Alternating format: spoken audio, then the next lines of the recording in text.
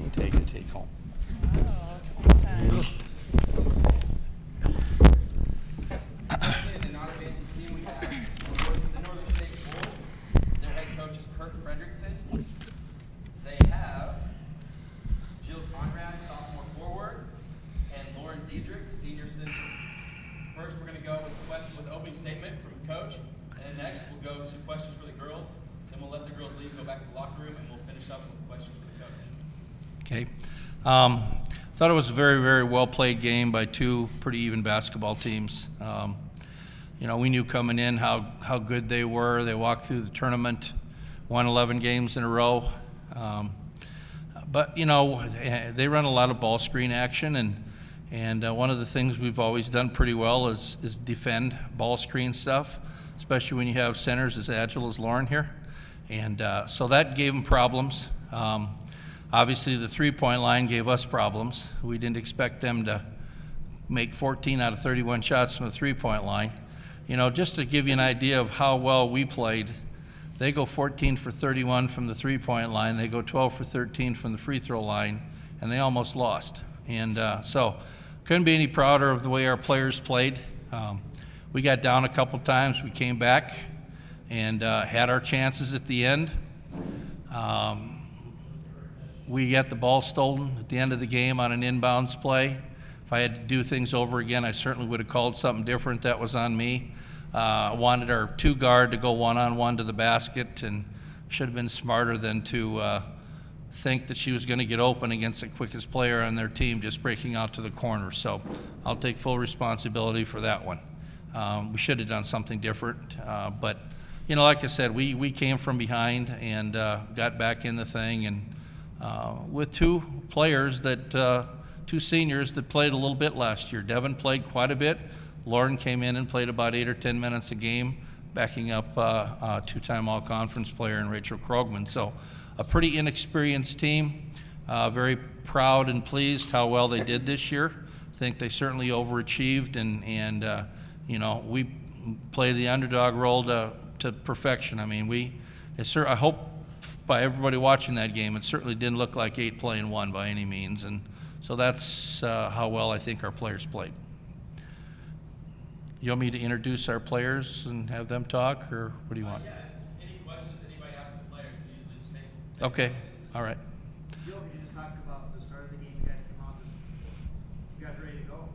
Yeah, we wanted to come out aggressive, and we perfected our plays. We ran our plays like we usually do, and we got shots that we wanted, and we were making our shots basically. Lauren, what was it like guarding their bigs, I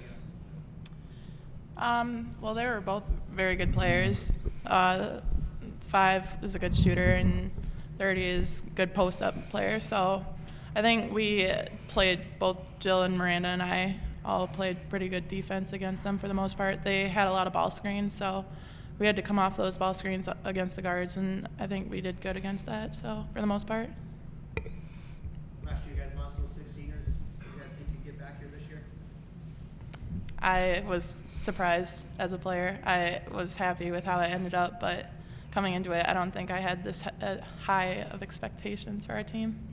I definitely knew like people would see us as the underdog, but I knew that we could definitely compete better than people were expecting us. 10th in the conference, they picked us this year, and we ended up 2nd. So I think we surprised a lot of people. It was really exciting to get this far. What do you miss most, Lauren? The team. And Coach Fred's yelling. She might just come back for a few days just to hear me. Yep. Okay, if there's no more questions, then the girls, you guys are free to go back to the locker room, and then we'll open up the floor for questions for Coach. Okay. Thank you. Thank you. I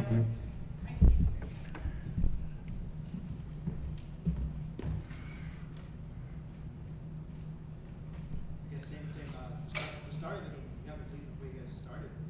Yeah, you know, we got off to a 6-0 start, and then they started heating up, and they knocked a couple threes down, and gosh, I looked up, and pretty soon we're behind about 20-18 after we started so well. And but you know, they're where they're at for a reason. They've got a good team. They shot the ball really well from the outside, and I thought we defended their point guard really well. That point guard, I'm telling you, is probably the best point guard I've seen in a long time coaching. And she got by us a couple times on the fast break, but it was our goal going into the game just to keep her corralled. You know, 2 or 3 people got to guard her, and if they can throw the ball to the corner and hit a 3 in the break, more power to you. But so many times on tape I say here, she just blows by people, blows by one person, blows by 2 people, and shoots layups. And she's an outstanding free throw shooter, and so you can't foul her. So she's really good, and I thought we did a great job of guarding her, coming off ball screens and on the fast break, and that's one of the reasons why we were in the game. 3-point shooting got you guys again.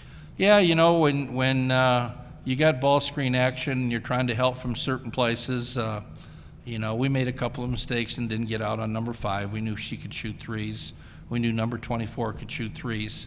But, you know, they hit, I think, 3 in a row one time in the second half and just kind of put the dagger in us a little bit, forced us to really come back, and we did again, you know, by going inside to our post players. And, you know, that's probably the best game Lauren Dietrich's played in her career. I mean, she's going to have number 30 talking in her sleep as many shots as she blocked.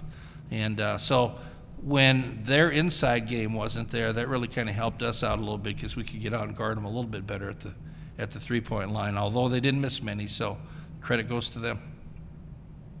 How many set plays do you have in the repertoire? Jordan commented that. Oh, probably 200. Now, I'm being an old football coach.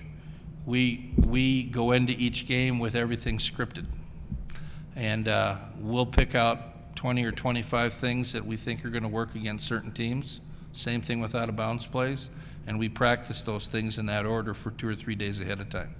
So it isn't like we're just grab bagging things out of the thing. You know, we've got 1-4 stuff, we've got shuffle stuff, and everything works a little bit different on different teams depending on how they play ball screens. You saw us trying to post them up a few times when they get some little people in there. And that's what we try to do. You know, we just try to take advantage of mismatches, and we use our play sets to do it.